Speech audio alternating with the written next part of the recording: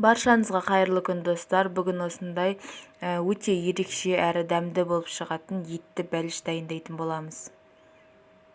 Алдымен каналға тіркеліп, лайк басуды ұмытпаңыздар достар.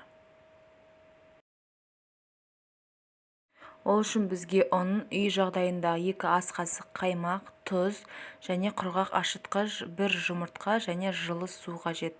Мен граммдарының бәрін описаниенің астына жазамын және барлығын біркелкі араластырып, тұзымызды, дрожжымызды барлығын араластырып, жылы сумен қамыр елейміз, жұмсақ қамыр елейміз, жұмсақ болып шығу керек.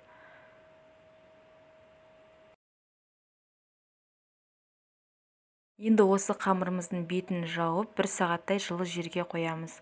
1 сағат ішінде көтерілгенше біз салмамызды дайындаймыз. Ол үшін алдымен етті фаршымызға ұсақтап туралған пиязды және тұзымыз бен қара бұрышымызды қосып, барлығын біркелкі араластырамыз. Қамырымыз көтерілгеннен кейін осындай етіп жаямыз. Өте қатты жұқа болмау керек және осындай ыдыстың көмегімен дөңгелектеп шығамыз. Барлығын дөңгелек етіп шығамыз. Енді салмамызды алып, жарты шай қасық салмамызды саламыз.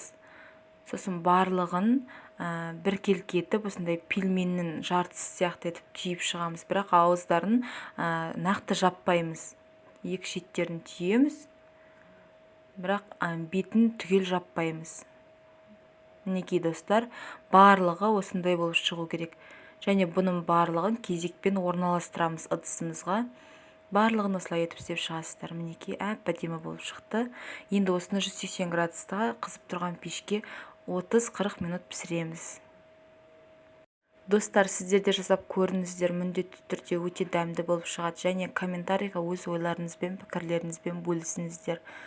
Ас болсын, әлі де көптеген рецепттер болады.